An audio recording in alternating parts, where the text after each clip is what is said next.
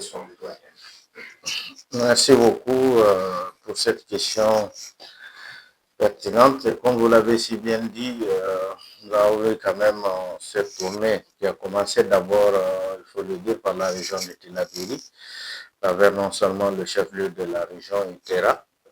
qu'il a visité, et avant de commencer pour les 6 autres régions, en commençant par la région de Dosso.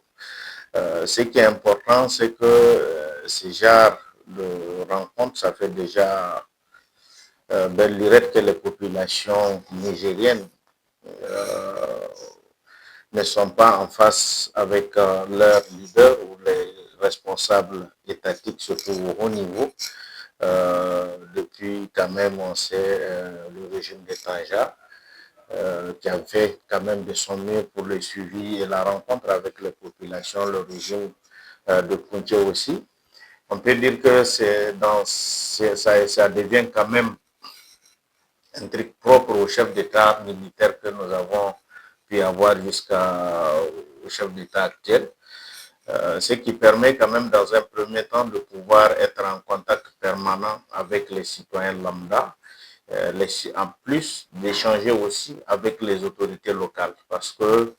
parfois ces autorités locales n'ont pas un contact direct avec le chef de l'État, et c'est eux qui vivent avec les communautés, et c'est eux qui quand même subissent toutes les difficultés, et c'est vers eux que les populations partent pour pouvoir trouver des solutions. Et certaines solutions dépassent leur capacité, et pour nous, c'est le moment quand même de pouvoir échanger avec le chef d'État aussi par rapport à tous ces points-là. Deuxième des choses, c'est que ça permet aussi à certaines populations ou groupes sociaux d'avoir accès à travers des audiences pour pouvoir non seulement porter leurs revendications ou pouvoir porter leur point de vue par rapport non seulement au processus de refondation ou aussi par rapport même à ce qu'ils vivent au quotidien, donc dans leur localité respective. Ça permet aussi, je le dirais, d'avoir un peu plus clair du Niger profond, de comprendre le Niger et de voir aussi l'état des infrastructures, le quotidien des Nigériens. Même si cette tournée n'a pas été jusqu'à des zones où des villages où le Nigérien lambda, on va vivre beaucoup de choses sur le ce que le citoyen lambda vit, mais ça permettrait quand même d'avoir des informations de ce que vivent ces populations et de pouvoir aussi s'inquérir et d'échanger avec eux sur le principe et de faire comprendre à ces populations c'est quoi la refondation. Parce qu'en réalité, il n'y a pas eu de mission, que ce soit ministériel ou des trucs. Certes, les gens parlent de refondation, on parle de contexte de refondation, alors que c'est récemment même que le programme de refondation pour la République a été adopté et c'est l'occasion pour lui de pouvoir échanger avec ses communautés sur ces axes, 4 axes stratégiques du programme de la refondation de la République. C'est le moment aussi de trouver un retour de ces communautés-là et de pouvoir voir une vue de large et de voir, parce que dans ce genre de rencontres ou de déplacements, de haut niveau, vous avez non seulement des personnes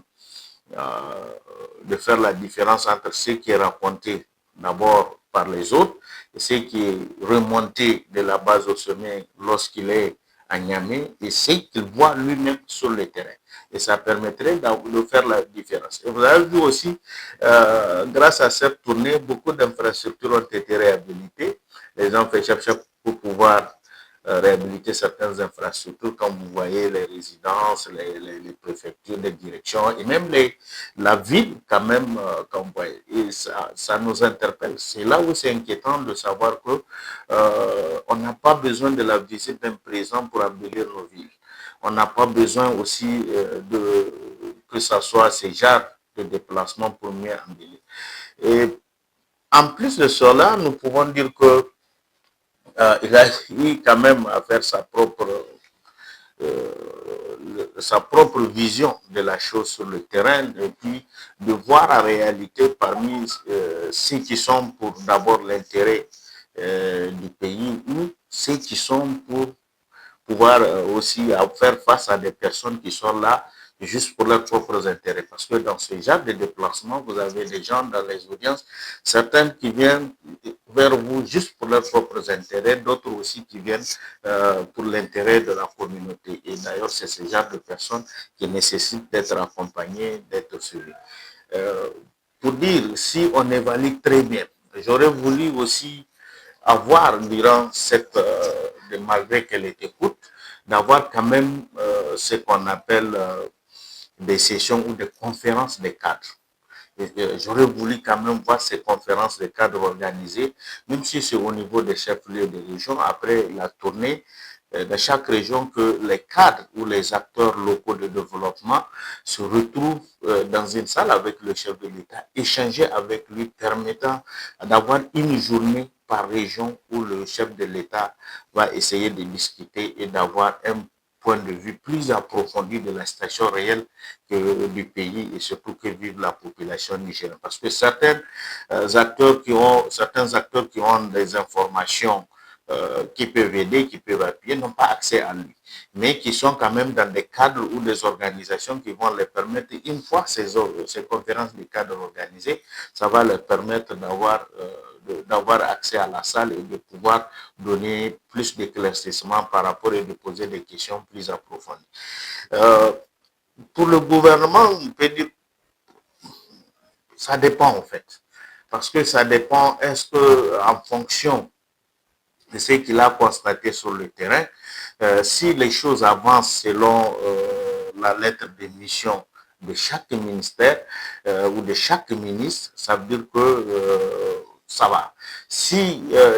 aucun des ministres ou certains ministres ne répondaient pas à la mission qui les est dévolue, ça veut dire que obligatoirement, il faut un remaniement ministériel. Donc, il faut remercier certaines personnes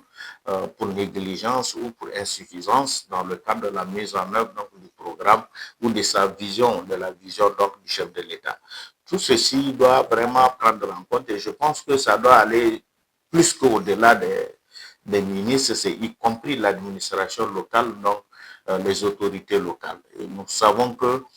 pendant qu'il était en mission, il y avait aussi des inspecteurs d'État qui étaient sur le terrain, surtout au niveau des communes, pour pouvoir inspecter la gestion des affaires locales. Et je pense qu'après cela, il peut y avoir aussi quand même des sanctions, comme il y a eu des sanctions au niveau de ces démembrements de l'État auparavant. Voilà un peu ce que je peux dire par rapport à ce point et je pense que ça va permettre d'avoir une vision claire de la situation du Niger et qu'on puisse vraiment marquer le pas pour la refondation, comme on l'a dit, que ce soit une refondation voulue par les Nigériens et mise en œuvre par les Nigériens et que ça soit vraiment que le président continue à être à l'écoute donc du peuple nigérien et de savoir pourquoi, s'il y a des personnes qui critiquent, quel genre de critiques ils font, et de savoir prendre en compte aussi les critiques constructives, parce que c'est de cela il s'agit, et de voir qui sont là juste pour aussi essayer de l'amadouer ou de lui jeter des fleurs juste pour leurs propres intérêts. Merci. C'est quoi le deuxième point?